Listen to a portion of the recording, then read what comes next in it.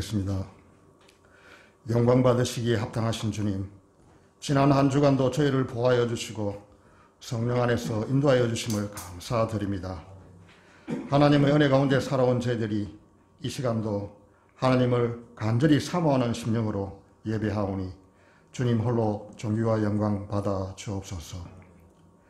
긍휼이 풍성하신 하나님, 저희를 향한 그 놀라운 사랑에도 불구하고 지난 한 주간도 저희들은 세상과 연합하여 그저 그런 대로 살아가며 자신의 안위에만 고민하며 살아온 저희들이었습니다. 주신 사명은 기억지 못하고 각자가 붙잡고 있는 그 산성이 안전할 것이라는 착각에서 그 교만에서 살아왔음을 고백합니다. 또한 사사기 말씀 가운데 초기의 기도원의 모습에서 나약하고 불안해하는 저희들의 모습들을 바라보게 됩니다. 하나님을 향한 온전한 믿음과 신뢰가 아닌 때때로 찾아오는 의심과 불안한 마음이 저희 안에 있음을 고백합니다. 그럼에도 불구하고 이런 저희를 용납해 주시고 십자가 사랑으로 구원해 주심을 감사를 드립니다. 이 시간 그 구원의 감격이 평생 가득하기를 소망합니다. 그 구원의 감격으로 내일을 살아가는 저희들이 되기를 간절히 바라고 원합니다.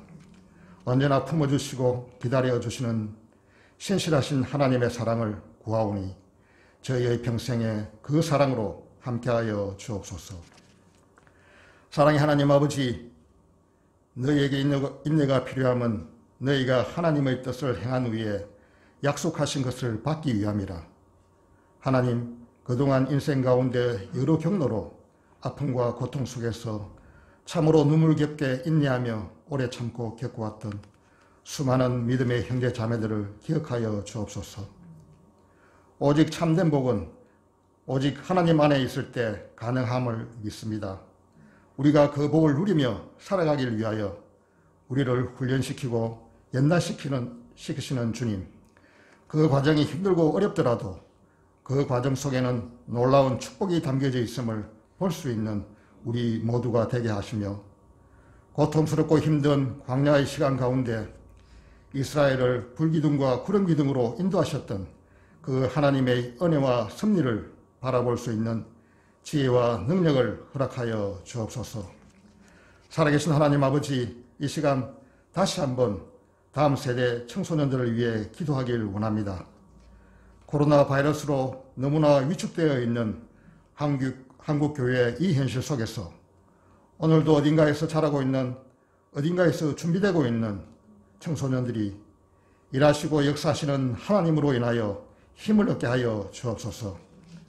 또한 모든 교회가 이 꿈을 가지고 이 소망을 가지고 단절되지 아니하시는 하나님의 역사를 이어나갈 다음 세대를 축복하며 그들을 위하여 투자하고 유혹이 폭포수처럼 쏟아지는 현실 속에서 때때로 넘어지고 때때로 엉뚱한 곳에서 배회한다 할지라도 그곳에 계시는 그 하나님께서 그들을 이끌어 원래의 자리로 되돌려 놓으시는 줄 믿사오니 그 하나님의 놀라운 은혜를 경험하는 우리 청소년들 되게 하시며 이번 한 주간 세상 삶 속에서도 하나님의 인도하심을 너무나 세밀하게 받는 그런 청소년들이 될 수 있도록 주님 인도하여 주시옵소서.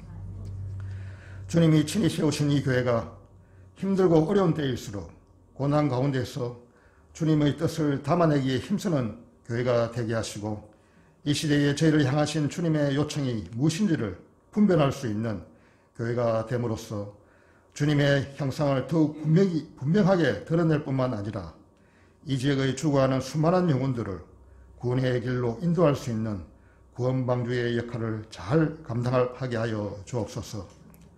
오늘도 예배하신 주님의 복된 말씀을 들고 단위에 서시는 목사님을 기억하시고 선포하시는 말씀을 권세 있게 하셔서 저희 모두에게 은혜가 넘치게 하옵시고 하나님의 신령한 비밀을 깨달아 앞으로 우리 모두가 변화받게 하여 주옵소서.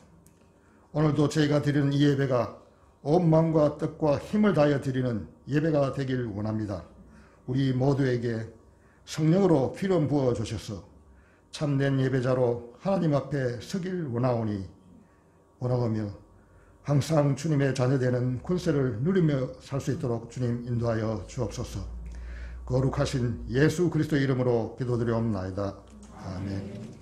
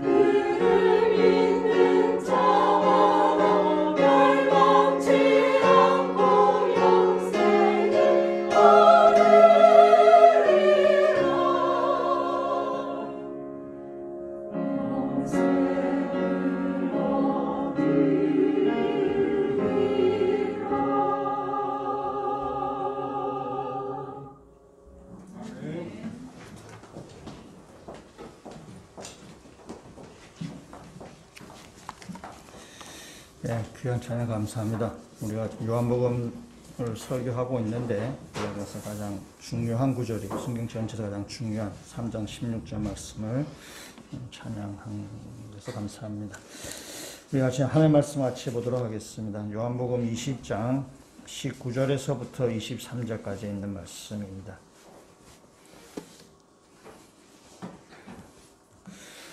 제가 19절 말씀부터 읽고 마지막 23절은 같이 읽도록 하겠습니다.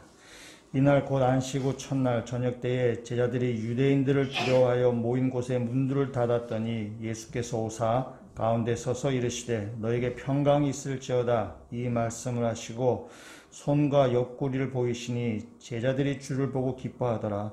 예수께서 또 이르시되 너에게 평강이 있을지어다 아버지께서 나를 보내신 것 같이 나도 너희를 보내노라. 이 말씀을 하시고 그들을 향하사 숨을 내쉬며 이르시되 성령을 받으라. 너희가 누구의 죄든지 사하면 사하여질 것이요 누구의 죄든지 그대로 두면 그대로 있으리라 하시니라. 아멘. 말씀을 한 구절 같이 한번 암송하도록 하겠습니다. 요한복음 20장 17절 말씀. 예수께서 이르시되 나를 붙들지 말라. 내가 아직 아버지께로 올라가지 아니하였노라. 너희가 내 아버지서 내 아버지 곧 너희 아버지 내 하나님 곧 너희 하나님께로 올라간다 하라 하시니. 요한복음 20장 17절 말씀. 아멘. 예, 굉장히 좀 긴 구절 말씀입니다. 암송할 구절도 이제 얼마 남지 않았습니다. 20장이어서 이제 21장까지 요한복음이 이제 마무리되게 되는데, 예수님께서 부활하셨어요. 그래서 부활하셔서 이제 무덤에서 예수님이 나가려고 하시는데, 무덤 바깥에 경비병이 이렇게 지키고 있는 겁니다. 그래서 경비병이 예수님 보고 말했어요. 2주 동안 격리 대상입니다. 그 무덤 안에 계속 계십시오. 그래서 예수님께서 좀 이렇게 머뭇머뭇거리다가 그 경비병의 귓속말로 이렇게 얘기했어요. 나는 지금 지옥에 갔다 오는 길이요. 그러니까 경비병이 어디든 상관없다. 무조건 격리해야 된다. 다시 그 동굴 안으로 들어가시오. 그래서 예수님이 약간 좀 어이가 없어가지고 안 되겠다 싶어가지고 예수님이 말씀했어요. 내가 바로 예수요 라고 하니까 경비병이 안다고. 나 당신 예수는 안다. 당신 이틀 전에 다시 죽었다가 사는 건 내가 안다. 그래서 앞으로 11일 더 남았으니까 계속 그 동굴에 있어라 라고 했어요. 예수님께서 못 참겠다는 뜻인지 말했어요. 나 지금 나가야 된다. 지금 바깥에 사람들이 많이 기다리고 있기 때문에 나가야 된다니까. 경비병이 또 말합니다. 안 됩니다. 지금 다 닫았습니다. 교회 문도 닫고 성당 문도 닫고 다 갈 데가 없습니다. 그래서 예수님이 부활하셨지만은 아직까지 무덤에 있다는 그런 믿지 못할 만한 그런 얘기가 있어요. 이 코로나가 이제 부활하신 이렇게 상황 가운데 웃자고 한 그 얘기입니다. 우리가 지금 위드 코로나로 가고 있지만은 그 여전히 또 확진자도 생기고 또 아직 있습니다. 이번 끝까지 몸 관리 잘 하시고 또 이렇게 건강하게 잘 하셔서 여러분이 신앙생활이나 사회생활이나 가정생활에 지장이 없으시기를 주의 이름으로 축원합니다. 예수님이 십자가에서 돌아가셨을 때에 그 예수님의 제자들과 그 유대인들 또 많은 사람들은 예수님이 하나님께 저주를 받은 것이라 생각했습니다. 율법에 의하면 나무에 달린 자마다 하나님께 저주를 받은 자라고 생각했어요. 그래서 나무에 달리신 것이고 또한 죽으셨기 때문에 하나님께 저주를 받은 거라고 그 제자들은 생각했습니다. 그래서 제자들은 십자가 앞에서 다 뿔뿔이 다 흩어졌습니다. 그러나 예수님의 십자가는 부활하셔서 예수님 십자가 영광의 사건으로 나타나요. 그래서 하나님의 심판받고 저주를 받는 것이 아니라 예수님이 부활하셔서 다시 하나님께로 아버지께로 올라간다고 예수님께서 지금 이렇게 말씀하십니다. 그래서 십자가는 실패가 아니죠. 예수 운동은 실패라고 사람들은 생각했지만은 예수 운동 결코 실패가 아니라 하나님의 승리이고 예수님의 승리인 것을 보여주는 것입니다. 그래서 예수님께서 막달라 마리아에 얘기했죠. 너희 가서 내가 하늘께로 올라간다라고 제자들에게 말해라. 그러니까 제자들은 지금 예수 운동이 실패했다고 생각을 하고 그래서 예수 십자가에 죽으신 이후에 굉장히 낙심하고 굉장히 두려움 가운데 있고 굉장히 또 아주 이렇게 실에 빠져 있는 제자들입니다. 근데 막달라 마리아를 통해서 예수님께서 실패가 아니다. 이건 내가 하나님께로 올라가는 길이 하나님께 올라간다라고 낙심에 빠져 있는 제자들에게 막달라 마리아를 통해서 십자가 사건이 영광이고 승리의 사건이라는 것을 지금 보여주려고 한 것입니다. 그래서 막달라 마리아가 예수 부활의 첫 증인이 되어서 지금 제자들에게 그 부활의 기쁜 소식을 전하게 됩니다. 오늘 이 말씀은 이제 그 다음에 나오는 사건, 그 다음에 나온 장면인데 우리 19절 말씀을 한번 같이 제가 읽도록 하겠습니다. 19절 말씀 보시면은 이날 곧 안식 후 첫날 저녁 때에 제자들이 유대인들을 두려워하여 모인 곳에 문들을 닫았더니라고 되어 있어요. 지금 이 제자들이 안식 후 첫날 저녁 때에 지금 함께 이렇게 모여져 있습니다. 막달라 마리아가 부활의 첫 그 증인인데, 이 막달라 마리아가 제자들에게 그 부활의 기쁜 소식을 전한 때가 언젠가 한번 생각해 보시면은, 막달라 마리아 예수님이 무덤에 간 시간이 안식 후 첫날 이른 새벽에 왔어요. 그러니까 새벽 아마 동이 트일무렵 아마 그 정도쯤 될 겁니다. 그 새벽에 가서 예수의 빈 무덤을 확인했고, 예수님께서 내가 아버지께로 하나님께 올라간다라는 것을 제자들에게 가서 전해라고 예수님께서 이제 막달라 마리아에게 말했습니다. 그 막달라 마리아가 아무리 못 잡아도 제자들에게 그 예수님이 부활하셨다라는 소식을 전한 것은 아마 아침일 것입니다. 아무리 못 잡아도 아침일 것입니다. 그러면은 안식 후 첫날 아침에 제자들은 그 막달라 마리아를 통해서 예수님이 부활하셨다는 소식을 들었어요. 소식을 들었는데 오늘 이 19절 말씀에 보시면은 그날 저녁에 지금 제자들이 이렇게 한 곳에 지금 모여져 있는 것입니다. 한 곳에 모여져 있는데 어떻게 했냐? 문을 잠그고 이렇게 한 곳에 지금 모여져 있습니다. 그러니까 지금 그 제자들은 지금 문을 잠근 이유가 두려워했다라는 것입니다. 문을 딱 닫아 걸었어요. 근데 오늘 본문 자세히 보시면 이 문이 복수형으로 되어 있습니다. 문들을 닫았다라는 것이. 문을 2중, 3중으로 겹겹이 문을 간 것입니다.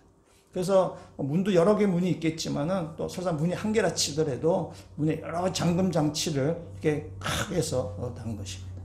이 요한이 이 말은 적은 것은 물론 제자들이 그 문을 2중, 3중으로 아주 이렇게 잠금 장치를 해서 문을 꼭꼭 잠근 것도 사실이지만은 좀 요한이 하고자 하는 이야기는 제자들의 마음이 지금 닫혔다라는 것을 지금 표현하고자 하는 요한의 의도죠. 그러니까 이 제자들이 로마인을 두려워해서 또한 유대인들을 두려워해서 자신의 마음의 빗장을 지금 딱 잠가버린 것입니다. 그래서 두려워서 꼭 지금 숨어져. 자가 격리에 들어간 것입니다. 너무 두려운 나머지. 그래서 예수님이 죽은 것처럼 자신들도 죽을까 싶어서 지금 두려워하는 것입니다. 예수님께서 부활하셨다는 소식을 막달라 마리아를 통해서 들었고, 또한 베드로와 요한이 그 현장을 목격했음에도 불구하고 이 제자들이 마음에 두려워서 마음의 빗장을 꼭꼭 이렇게 잠근 이유는 부활하지 믿지 못한다는 거죠. 예수님이 부활하셨습니다. 아침에 그 소식을 들었는데도 보면 하루 종일 그 제자들이 그 믿지 못해서 저녁 때에 지금 그들이 지금 문을 꼭 잠근 채, 마음의 빗장 꼭 잠근 채 지금 함께 지금 모여져 있는 것입니다. 두려운 가운데 제자들이 있습니다. 우리 세상을 살다가 보면은 세상살이 하면서 여러 가지 두려운 일들이 많이 있어요. 걱정과 근심 우리 가운데 삶 많이 있습니다. 그래서 뭐 세상 살다 우리 자녀들 때문에 또 경제적인 이유 때문에 또 우리 건강들 때문에 우리 직장에서 또 여러 가지 뭐 하여튼 우리 가운데 뭐 근심거리가 너무나 많이 있어요. 그래서 어떤 사람은 굉장히 근심을 많이 하는 사람들도 있고 어떤 사람은 두려운 마음에 많이 있는 사람들도 있어요. 여러분 너무 많이 걱정하거나 두려워하고 근심하는 것이 몸에도 별로 좋지 않습니다. 제자들이 그 마음 문을 잠근 것처럼 우리들의 그 마음의 상태가 잠길 수 있는 거죠. 그래서 세상을 너무나 근심하고 두려워하는 것이 사실 우리 몸에도 사실은 별로 좋지 않은 거죠. 근데 이제 우리는 여전히 인생을 살다 여러 가지 많은 그 두려움과 걱정을 가운데 있습니다. 내 제자들이 그게 두려워서 이렇게 문을 꼭 잠갔습니다. 근데 여기 그 문을 잠근다고 해서 그 두려움을 이길 수 있나요? 이길 수 없습니다. 문을 아무리 걸어 잠근다 해서 제자들이 무사할 수가 없습니다. 얼마든지 그 문을 부수고 들어가서 제자들을 잡아갈 수 있습니다. 때문에 아무리 문을 걸어 잠그고 아무리 뭐 2중 3중으로 그 잠금 장치를 한다 치더라도 부활의 주님을 믿지 아니합니다. 생명의 주님을 믿지 아니하면은 그 두려움은 떨쳐낼 수가 없는 것입니다. 아무리 우리가 뭐 세상에서 뭐 이런 조치로 저런 조치로 아무리 뭐 이렇게 뭐 그걸 막 방비한다 치더라도 주님을 믿지 않으면은 그 두려움과 근심은 이겨낼 수가 없다는 사실입니다. 오늘 예수님께서 부활하셔서 이 제자들, 두려워하고 있는 제자들, 근심하고 있는 제자들, 아직 부활을 믿지 못한 이 제자들을 주님께서 찾아가셔서 주님께서 말씀하시는데, 오늘 주님이 하신 말씀 세 가지를 말씀하시는데, 그 세 마디 말씀을 가지고 오늘 주님의 그 제자들 향하신 주님의 뜻, 주님을 향한 제자들에게 바람을 한번 보면서 우리에게도 주시는 주님의 말씀으로 우리가 받으면 좋겠습니다. 두려워하고 있는 제자들에게 예수님께서 처음 오셔서 처음으로 한 말이 뭐냐면은 19절에 있는 말씀, 너희에게 평강이 있을지어다.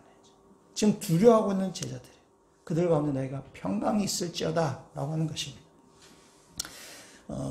예수님께서 지금 부활하셨다는 소식을 막달라 마리아 편으로 먼저 알렸습니다. 그럼 제자들은 그 소식을 들었음에도 불구하고 그 두려워서 그의 몸을 숨기고 있습니다. 우리 같으면은, 우리가 예수님이라면 가서 제자들 한 대, 엉덩이 한 대 쭉 찼을 것 같아. 야, 내가 부활한다고 했잖아. 내가 부활한다고 내가 몇 번 얘기했어. 그리고 내가 혹시나 해서 내가 막달라 마리아를 내가 너에게 먼저 보내서 내가 부활했다고 내가 보여줬잖아. 너 내 말 그렇게 못 믿냐? 아, 이 답답한 놈들아. 그렇다고 너가 이렇게 숨어, 방 안에.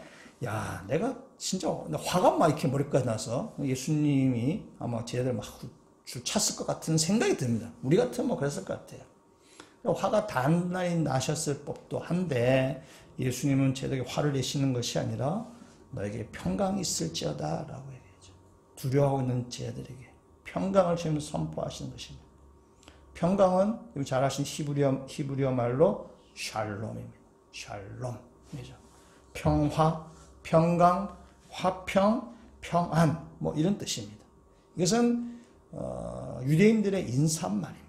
샬롬. 그 유대인들 만날 때마다 샬롬, 평화가 있을지어다 라고 이렇게 얘기합니다. 유대인들이 그 평화, 샬롬이라고 인사하는 그 배경이 다 있습니다. 우리가 영어로 인사할 때 굿모닝이라고 얘기를 하죠. 영어로 굿모닝은 좋은 아침이라는 뜻입니다.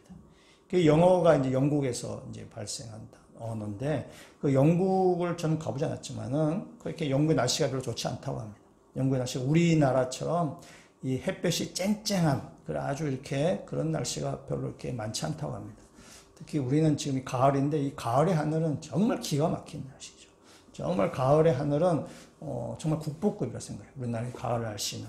근데 이 영국이나 유럽은 그렇지 않다고 합니다. 그래서 유럽, 이 서양 사람들은 막 우통벗고 지내죠. 햇빛을 막 이렇게 받는 날이면. 우리는 뭐, 오히려 우리는 선글라스 끼고 모자 쓰고 다니고 이래야 되는데, 그러니까 우리가처럼 햇빛이 쨍쨍하거나 맑은 날이 없으니까 그들의 인사말이 굿모닝. 좋은 날씨입니다. 좋은 아침입니다. 우리가 뭐 영국 신사할 때에 영국 신 항상 우산을 가지고 다니죠. 근데 비가 언제 올지 모르니까 그 우산을 가지고 다니는 것을 우리 영국 신사라고 이렇게 얘기하죠. 그러니까 그들의 날씨가 좋지 아니하기 때문에 나온 인사가 좋은 아침입니다 라는 거죠. 우리나라 인사도 마찬가지예요. 우리나라 인사는 뭐냐? 진지 드셨습니까? 식사하셨습니까? 우리나라 인사는 말이죠. 왜냐? 우리는 많이 굶주렸기 때문에 그렇습니다. 우리 많이 굶주려서 보릿고기도 우리는 있었어요. 그래서 함께 이렇게 음식을 잘 먹는 것이 참 어려웠어요. 그래서 우리 인사말은 식사하셨습니다. 진지 드셨습니까? 그러니까 우리에게 결핍된 것, 우리나라에 결핍된 것이 우리의 인사말이 된 거죠. 이스라엘이 샬롬이라고 인사하는 것은 그들 가운데 평화가 결핍된 땅이기 때문에 그렇습니다. 이스라엘 땅 여러분께 지도를 이렇게 잘 이렇게 생각해 보시면은 이스라엘 나라 밑에는 나일강 문명이 있습니다. 이스라엘 그 위쪽에는 메소포타미아 문명이 있습니다. 뭐 우리가 옛날에 배웠던 4대 문명 지역이 거기에 있는 거죠. 그래서 메소포타미아 문명과 나일강 문명 사이에 이스라엘이 있습니다. 이집트와 메소포타미아 문명의 바벨론 또는 아수르 이런 아주 강대국 사이에 이스라엘이 끼어져 있습니다. 그래서 이스라엘의 땅을 이렇게 표현할 때에 비틴랜드, 끼어 있는 땅이라고 이렇게 표현하게 됩니다. 그러니까 강대국, 애굽이나 바벨론이 강대국이어서 그들이 세력을 팽창하려고 하면은 이집트만 해도 이 이스라엘 땅으로밖에 갈 수밖에 없습니다. 밑에는 사하라 사막, 지중해 뭐 이렇기 때문에 이 진출하려면은 이 이스라엘 통해서 진출해야 됩니다. 바벨론 지역도 마찬가지예요. 메소포타미아 지역도 이 동쪽으로 가면은 뭐 사막이고 남쪽도 사막이고 우리 잘 아는 초승달 지역 이렇게 해서 이 이스라엘 땅으로 그들의 세력을 팽창해야 됩니다. 그럼 이스라엘은 애국과 이 바벨론 사이에 끼어 있어서 항상 전쟁이 끊어지지 않는다. 항상 전쟁이 그곳에 있는 곳이 그 이스라엘입니다. 그래서 애굽이 진출하거나 바벨론이 팽창하거나 그렇게 해서 두 세력이 맞붙어 싸우거나 그래서 항상 전쟁이 끊어지지 않는지. 지금도 중동 지역은 전쟁이 끊어지지 않습니다. 항상 전쟁 소리, 대포 소리, 군합 발자국 소리가 지나가는 그 지역입니다. 그래서 유대의 인사는 샬롬입니다. 평안이야. 그래서 전쟁을 통해서 그들의 모든 삶에 있어서 그들의 국가적인 전쟁 또는 가정에 있어서는 그들의 개인에 있어서나 유대의 인사는 샬롬이에요. 평안하냐라는 것입니다. 예수님께서 제자들에게 첫 번째 하시는 말씀 평강이 있을지어다 라고 하는 것입니다. 두려움에 있는 제자들에게 평화를 지금 선포하는 것입니다. 평화는 굉장히 중요한 것이죠. 굉장히 중요합니다. 평화가 없이 두려움과 근심 가운데 있으면은 우리의 몸도 망가질 뿐만 아니라 우리의 삶 전체가 엉망진창이 되어버려요. 마음이 평안한 것이 굉장히 중요한 것입니다. 여러분하고 저 사이에 누가 더 평안하나요? 아멘. 네, 우리 몸을 지금 말하는 거죠. 뭐 목사 그런 게 말한 게 아니라 몸을. 저는 지금 두 발로 서 있고 여러분 제 의자에 이렇게 앉아 있습니다. 여러분이 훨씬 평안한 거죠. 저는 옆에 딱 치면 이렇게 탁 넘어질 수도 있어요. 여러분은 잘 안 넘어갈 수 있죠. 그러니까 여러분이 의자에, 그것도 장의자에 이렇게 앉아서 여러분이 훨씬 더 평안하게 있어요. 여러분보다 더 평안한 자세는 뭐냐면 누워있는 것입니다. 방바닥에 쫙 이렇게 누워있는 것이 굉장히 편한 자세입니다. 혹시 지금 이 온라인으로 예배 드리시는 분 중에 누워가지고 이게 본인이 있는지 잘 모르겠지만은 방바닥에 누워있는 것이 굉장히 편한 자세입니다. 그래서 사람이 누울 때 잠을 자는 거죠. 서서나 앉아서나 자는 경우는 없습니다. 조는 경우는 있지만은 자는 경우는 없습니다. 사람은 들어 누워서 몸이 평안할 때에 그 잠이 자게 되는 것이죠. 그래서 내 온 몸을 방바닥에 맡길 때에 그 몸이 평안해지는 거죠. 그래서 내 몸이 어떤 이 바닥, 단단한, 우리가 의지할 수 있는 그 바닥에 많이 접촉이 되면 접촉이 될수록 사람의 자세는 평안하게 되는 것입니다. 하나님과 우리의 관계도 마찬가지입니다. 우리가 하나님께 많이 맡기면 많이 맡길수록 우리는 평안을 누리게 되는 것입니다. 적게 맡기면 적게 맡길수록 그 고통과 그 근심과 두려움을 겪어야 되는 것입니다. 때문에 하나님을 온전히 믿는 사람, 하나님을 온전히 의지하는 사람이 하나님의 온전한 평강을 누리게 되는 것입니다. 우리가 평강을 누린다, 평화를 누린다는 것은 하나님을 온전히 믿는다는 것이에요. 그래서 맡길 때에 우리 가운데 평안을 누리는 것입니다. 그래서 하나님께서 말씀하시죠. 하나님이 그 사랑하시는 자에게 뭘 준다 그러죠? 예, 잠을 준다는 거예요. 하나님을 맡기는 거죠. 자신을 맡길 때에 하면서 그에게 잠을 줘요. 잠은 두렵거나 근심 있거나 걱정은 잠이 오지 않습니다. 그걸 다 맡길 때에 평안할 때에 잠을 자는 거죠.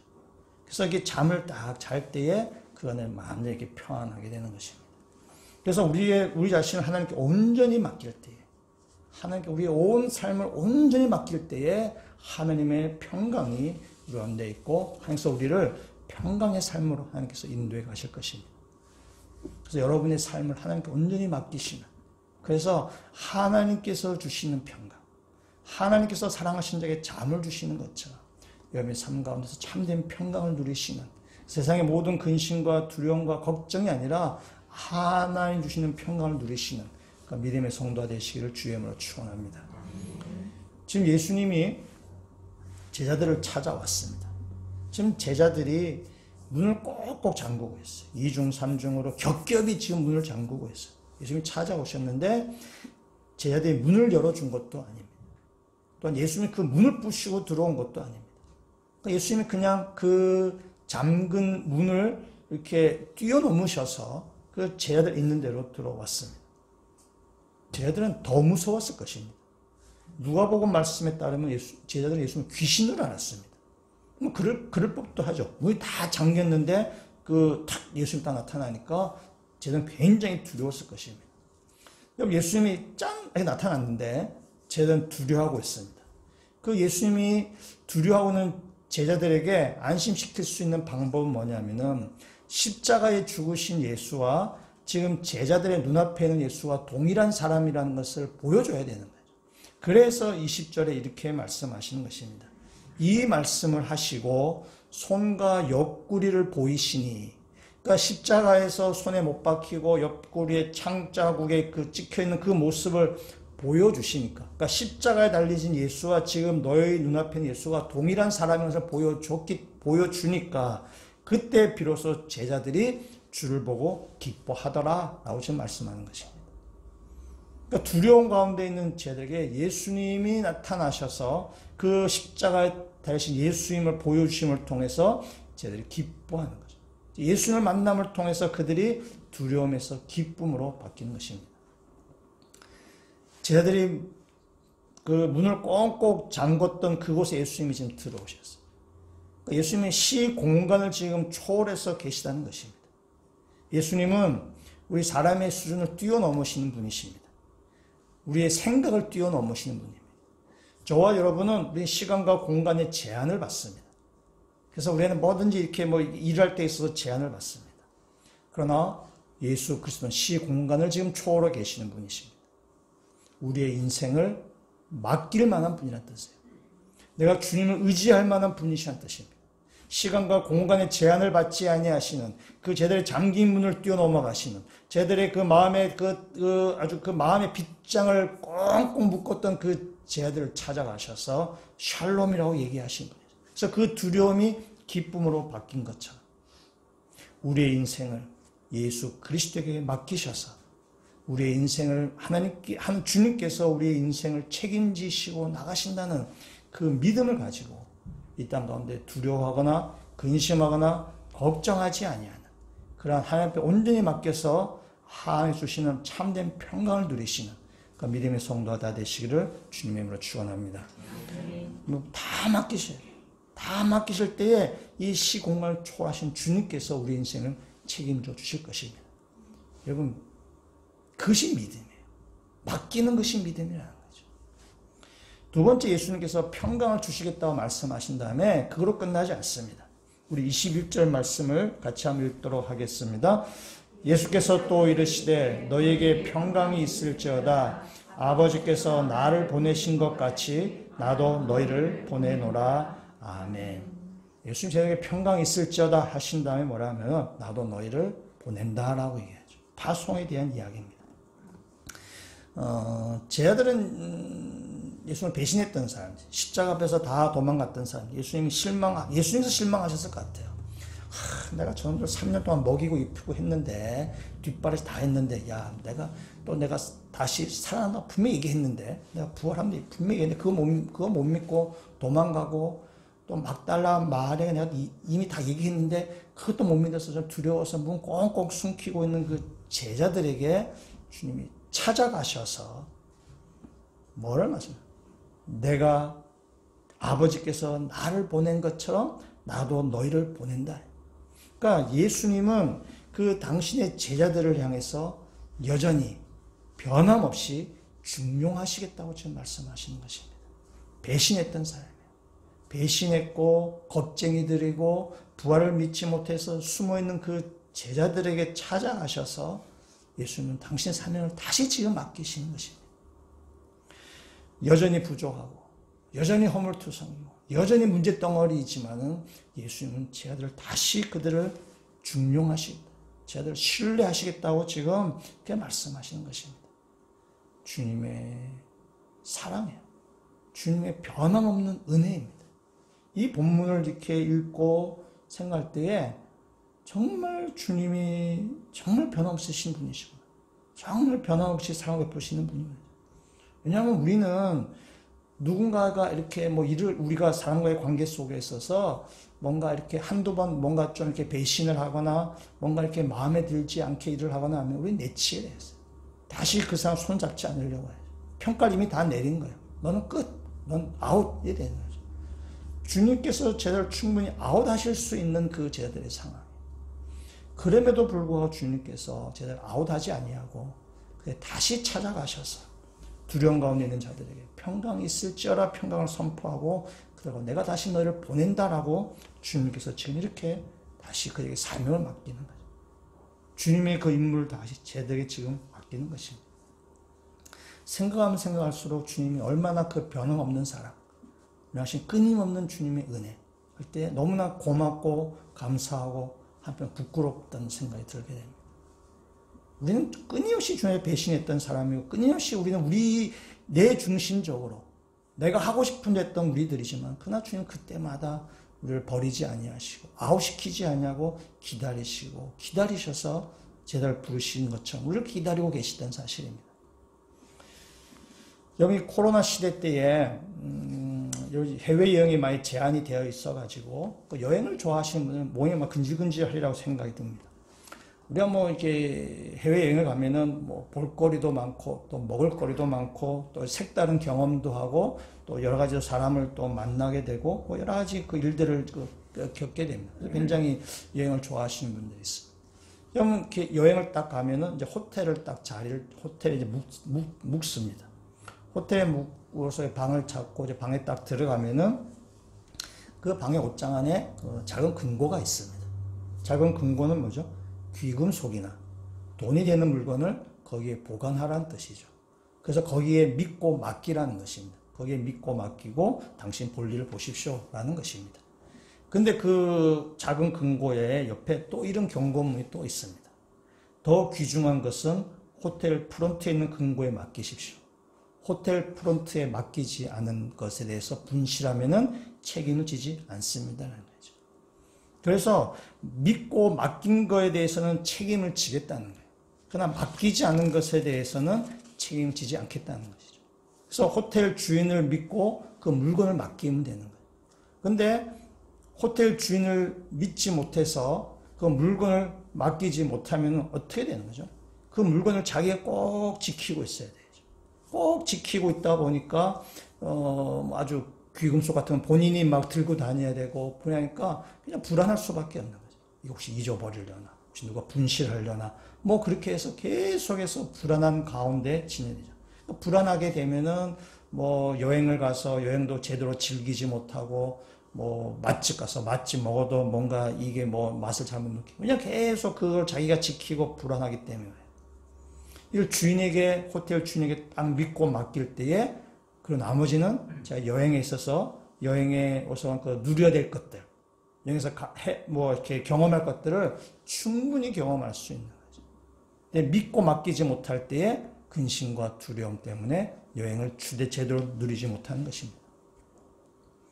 저와 여러분은 이 세상에 잠시 온 여행객들입니다. 우리의 본향은 하늘나라입니다. 우리는 이곳에 잠시 좀 투숙한 여행객들입니다. 주님께서 우리가 말씀하시죠. 여러분이 나에게 맡기십시오. 나에게 맡기시고 여러분이 그 여행에 온 그 의미와 목적과 여행에 온 해야 될 일을 여러분 하라고 주님께서 우리에게 말씀하십니다. 우리는 주님께 맡겨야 되는 거죠. 주님께 맡기고 그래서 우리 가운데 평강이 있는 가운데 주님께서 우리에게 주신 사명, 이 땅에서 우리가 해야 될 일을 더 집중하고 해야 되는 거죠. 그래서 내 인생을 내가 책임지려고 하니까 우리가 인생에서 정말 중요한 것을 우리가 이루지 못하는 것입니다. 그냥 뭐 내한테 주어진 그것만 막 신경 쓰고 그거 막 근심하고 두려워하다 보니까 정말 이 땅에 하나님께서 우리를 보내시고 이 땅에서 우리가 해야 될 일, 이 땅을 어떻게 살아가는 것에 대해서는 그 사명을 감당하지 못하는 거예요. 내한테 주어진 것만 막 요구하면서 아둥아둥 버티고 있다 보니까 주님께서 우리에게 맡기신 사명을 감당하지 못하는 것입니다. 마태복음에 예수님의 비유와 가르침이 되게 많이 나옵니다. 예수님이 그 유대인과 제자에게 막 이렇게 비유하고 가르치고 하신 다음에 예수님이 십자가에 잡히시기 전에 마태복음에 있어서 마지막으로 주님께서 하셨던 비유가 무엇인가 하면은 마태복음 25장에 나오는 원수의 비유입니다. 예수님이 십자가에 잡히시기 전에 딱 마지막으로 했던 비유입니다. 잘 아시는 달란트 비유죠. 주인이 종에게 5달란트, 2달란트, 1달란트를 준 다음에 너희가 이것을 다 맡긴다면 내가 나중에 다시 돌아와서 다시 우리가 계산해보자 라고 했습니다. 5달란트 맡은 사람은 장사해서 이윤을 남겼습니다. 2달란트 받은 사람도 장사해서 이윤을 남겼습니다. 1달란트 받은 사람은 뭐였죠? 그냥 땅에 파묻어 버렸어요. 땅에 파묻어 버려서 주인이 왔을 때 그냥 1달란트를 가져간 것입니다. 왜 땅에 파묻어? 손해볼까 두려워서. 내가 뭔가 일을 잘못할까 두려워서. 두렵고 근심과 걱정이 있어서 그냥 땅에 파묻어 버리고 나중에 주인에게 다시 그대로 가져간 것입니다. 주인이 말을 하죠. 1달란트 받은 사람에게 악하고 게으른 종아라고 얘기해요. 주님께서 십자가에 붙잡히시기 전에 마지막으로 주님께서 주신 비유예요. 무슨 말이야? 내가 이제 십자가에서 죽게 되는데 내 사명을 제자들 너희들이 지금 맡기겠다는 것입니다. 내가 너의 사명을 맡길 테니까 너희가 이 사명을 가지고 열심히 사역을 감당해라 라고 하는데 그 사명을 감당하고 나서는 아무것도 안 하고 근심과 두려움 때문에 그 땅에 파묻어 버린 거예요. 아무 일도 안 하는 것입니다. 악하고 게으른 종이에요. 그 다음에 나오는 것이 양과 염소의 비유입니다. 마지막 날 우리 모두 다 심판 앞에 설 것입니다. 악하고 게으른 종은 하나님의 심판을 피할 수 없습니다. 주님께서 잡히시기 전에 제자들에게 마지막으로 줬던 비유의 말씀이에요. 나는 이제 죽지만, 나 이제 죽고 나서 이제 내가 부활해서 하늘께 돌아가시면은 나에게 맡겨준 나의 사명, 주님이 맡기신 그 사명을 하나님께서 아버지가 나를 보내신 것처럼 내가 너희를 보낸다. 주님의 그 사명을 제자에게 지금 맡기시겠다는 거죠. 그 제자를 맡기는데 그 중에 너희가 한 달란트 받은 사람처럼 두렵고 근심 때문에 그냥 꼭 움켜쥐고 나서 아무 일도 안 하는 그런 악하고 게으른 종이 되지 말라고 하는 것입니다. 이 땅을 살아가면서 주님께서 우리를 이 땅에 보내신 이유가 있습니다. 우리에게 하는 주님께서 주신 사명들이 있습니다. 아버지께서 주님을 보내신 것처럼 주님께서 저와 여러분 세상에 보내셨습니다. 우리의 사명이 있고 역할이 있고 해야 될 일들이 있습니다. 또 우리 이 땅을 살다 보니까 두려워하는 일들도 있고 근심되는 일들도 있습니다. 여러분 두려운 일, 근심되는 일, 걱정되는 일을 주님 앞에 완전히 맡기고 호텔 프론트에 맡기고 나머지는 우리의 여행의 목적과 여행에 우리가 해야 될 일을 감당해야 되는 것처럼 우리의 세상에서의 근심과 걱정을 다 주님께 맡기고 우리가 이 땅에서 해야 될 주님께 받은 사명, 주님께 맡기신 그 달란트를 우리가 충만하게 그 일을 감당하셔서 주님께서 이 땅에 우리를 보내신 주님이 우리를 향하신 주님의 뜻과 계획을 우리가 성실하게 감당하실 수 있는 그런 믿음의 성도가 되시면 좋겠습니다. 아주 유명한 영화 대사가 있죠. 무엇이 중요한지라는 거죠. 인생에서 무엇이 중요한지를 여러분이 잘 판단하셔서 주님께서 우리 이 땅에 보내신 그 삶의 가치와 이 땅의 삶의 의미를 찾아가시는 그런 믿음의 성도가 되시면 좋겠습니다. 그래서 이번 주에 우리가 21절 말씀같이 암송 구절로 정하고 사는 것입니다. 우리에게 평안을 주실 뿐만이 아니라 우리에게 사명을 주신 주님입니다. 우리 21절 말씀 같이 한번 읽어보도록 하겠습니다. 예수께서 또 이르시되 너희에게 평강이 있을지어다 아버지께서 너를 보내신 것과 같이 나도 너희를 보내노라. 아멘. 벌써 다 외우셨죠? 예, 외우기 어렵지 않을 것 같습니다. 한 주 동안 잘 암송하셔서 우리 인생 가운데 좀 가치 있는 인생을 살아가시면 좋겠습니다. 중에서 세 번째 제대로 하시는 말씀이 있습니다. 22절 말씀을 같이 한번 읽도록 하겠습니다. 이 말씀을 하시고 그들을 향하사 숨을 내쉬며 이르시되 성령을 받으라. 아멘. 예수님이 세 번째 하신 말씀 성령을 받으라입니다. 예수님께서 지금 십자가에서 죽으시고 이제 부활 승천하시고 하늘로 올라가신 다음에 우리에게 성령을 지금 내려오실 것이다 라고 말씀하십니다. 새로운 시대가 시작됐다는 뜻입니다. 이제 새로운 성령님을 통해서 새로운 시대가 시작되었다는 것을 지금 의미합니다. 여기 나오는 이 숨을 내쉬며 라는 이 말은, 여기 숨을 내쉬면 어떤 것이 연상이 되죠? 하나님께서 천지를 창조하실 때에 사람을 창조하시면서 그 생기를 코에 불어 넣으시니 사람이 생명이 되니라. 창세기 2장에 나오는 말씀. 여기 창세기 2장에 생기를 그 코에 불어 넣으시니, 이 말씀이 요한복음의 숨을 내쉬며와 같은 단어입니다. 그러니까 하나님께서 우리 사람을 창조하셨어요. 창조하셨는데 그 아담의 타락으로 인해서 우리가 다 이렇게 다 타락을 해버리고 다 심판을 가운데 있는 일입니다. 그러나 주님께서 우리한테 다시 성령을 부어 주셔서 다시 새 창조하신다는 거예요. 이제 아담에 속했던 자가 아니라 이제 예수 그리스도에 속한 자, 예수 그리스도에 속한 자에게 성령을 지금 부어 주시겠다고 말씀하죠. 그래서 이 구절을 우리가 요한복음의 오순절 성령 사건이라고 이야기하고 있어요. 그러니까 사도행전에 오순절 성령 사건이 나오는데 그와 지금 같은 거죠. 그런 의미입니다. 성령 우리에게 부어 주셔서 이제는 우리를 새 창조함 받은 사람, 이제 새로운 시대가 우리 가운데 있을 것을 지금 이야기하는 것입니다. 그리고 나서 이 성령을 부어 주신다는 의미가 또 그 다음에 어떻게 구절로 이어지는가 하면은 23절에 있는 말씀에 이렇게 이야기하고 있어요. 같이 한번 읽도록 하겠습니다. 너희가 누구의 죄든지 사하면 사하여질 것이요 누구의 죄든지 그대로 두면 그대로 있으리라 하시니라. 아멘. 주님께서 저희들에게 성령을 부어주시고 그다음 저희들이 하시는 사역이 있습니다. 이 나온 사역이 뭐냐? 누구의 죄든지 죄를 사하여 주거나 또 죄를 그대로 두는 권세가 제자들에게 있다라고 지금 이렇게 말씀하십니다. 여기 이 말씀을 로마 카톨릭에서는 우리가 사제들이 고해성사를 받잖아요. 고해성사를 받을 때 이것이 근거 구절입니다. 그래서 신부님에게 가서 죄를 고하면은 죄를 사해주고, 죄를 그대로 두고, 이렇게 되는 거죠. 이것이 그 고해성사의 근거 구절로 삼는데 이 말씀은 그런 뜻은 아닙니다. 우리는 그렇게 해석하지 않습니다. 이 말씀을 통해서 누가 죄를 사해줄 사람이 있고 죄를 사하지 않을 사람이 있다. 어떤 결정권이 우리에게 있다라고 그렇게 해석하지는 않습니다. 이 말씀 이렇게 우리가 받아들여요.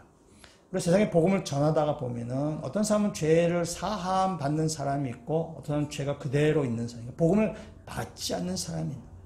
죄를 받는 사람, 그러니까 복음을 받는 사람이 있고 복음을 받지 않는 사람이 있어요. 그걸 다시 말하면은 복음을 받는다는 것은 뭐냐? 죄의 사함의 은혜를 누린다는 것이고 복음을 받지 않는다는 것은 죄가 그가 그대로 있다라는 의미가 되는 것이죠. 그렇다면은 오늘 이 23절에서 강조점은 어디에 있는가? 죄를 사하거나 죄를 사하지 않는 그런 권세가 있다라는 것을 얘기하는 것인가? 아니죠. 여기서 강조점은 뭐냐면 죄를 사해 준다는 거기에 강조점이 있는 것입니다. 죄를 사해 준다라는 것입니다. 하나님께서 이스라엘 백성 가운데 성막을 만들라고 말씀하셨어요. 성막을 만들라고 하는 이유가 뭐죠? 성막은 하나님의 임재의 장소이고 그 성막에서 제사를 지냄을 통해서 하나님께서 이스라엘 백성의 죄를 사해 주시는 거예요. 그래서 성막은 하나님의 임재, 이스라엘 백성과 만나는 장소예요. 백성의 죄를 용서해 주셔서 하나님 이스라엘 백성과 만나는 장소가 바로 성막입니다. 하나님께서 이 땅 가운데 죄를 사해 주시는 거죠.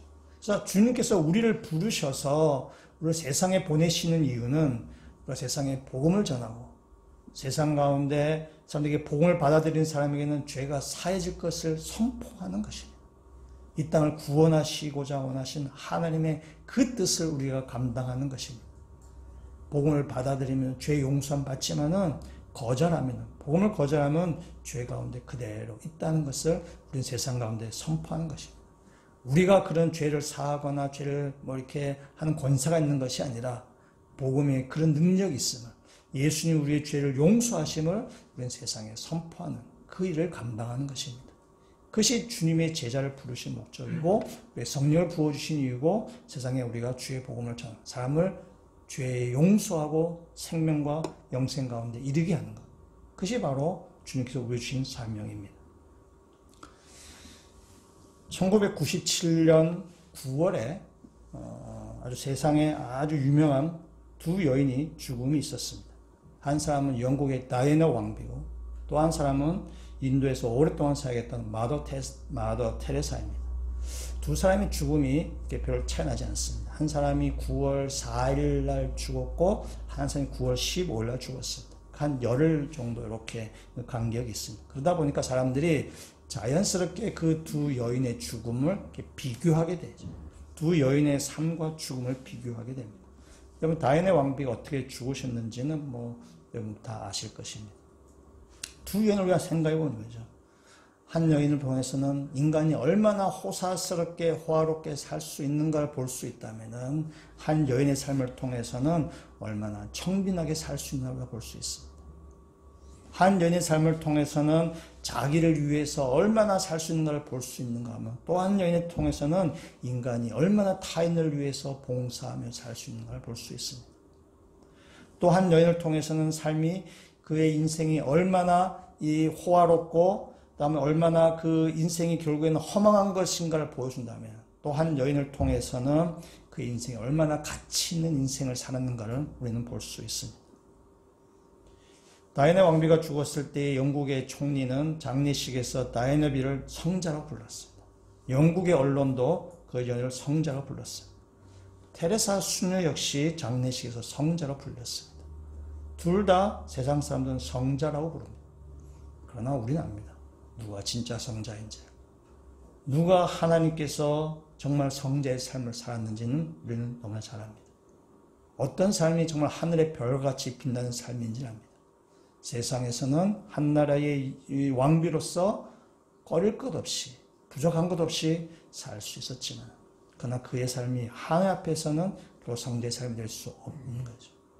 이 땅에서 우리가 세상의 가치를 따지는 것이 아니라 우리의 인생에 정말 하나님 앞에서 정말 부활의 삶으로 정말 하늘의 별과 같이 빛나는 삶을 사는 것. 이 땅 가운데 부활의 소망 가지고 살아가는 것. 이 땅 가운데 참된 생명을 가지고 살아가는 것이 어떤 것인지 우리가 다시 한번 뒤돌아보셔야 되는 것입니다. 우리는 세상에 두려운 상황 가운데 있습니다. 여러 가지 일들을 두렵게 합니다. 경제적인 문제도 두렵고 앞으로 내 인생이 어떻게 펼쳐질지도 두렵고 노후에도 우리가 두렵고 걱정이 됩니다. 때로는 교회에 이런 뉴스들이 있습니다. 교회 목사님들이나 장로님들이나 교회 아주 지도자들이 아주 그 물질의 탐심을 보이는 그런 뉴스들 우리가 한 번씩 접하게 됩니다. 한 번씩 그럴 때 묻고 싶습니다. 그분들은 정말 부활의 소망을 가지고 있는가? 그분은 정말 영생이 무엇인지 알고 있는가? 그들은 정말 하나님의 하나님께서 우리 가운데 말씀하셨던 그 참된 평강을 누리고 사는 사람들인가? 세상의 물질과 세상의 권력으로 그들이 평강을 누리는 것이 아니라 정말 하나님이 주시는 그 평강, 하나님이 함께 하심으로 그 평강을 누리는 삶인가를 묻고 싶은 것입니다. 동일하게 여러분에도 묻고 싶은 거죠. 여기 땅 가운데 하나님 한 분으로 평강을 누리고 사시는 거예요. 세상의 두려운 일들도 근심도 있고 또 미래의 불확실 때문에 우리가 두려운 가운데 있습니다. 주님께서 말씀하십니다. 부활하신 주님께서 말씀하십니다. 평강이 있을지어다 라면서 이 두려움과 근심 많은 세상 가운데 예수 그리스도가 주시는 평강, 하나님께서 주시는 평강을 누리고 살아가셔서 우리 가운데 마지막 참된 안식의 나라, 참된 하나님 나라에 들어가기를 준비하며 살아가시는 모든 주의 백성들 되시기를 주님의 이름으로 축원합니다.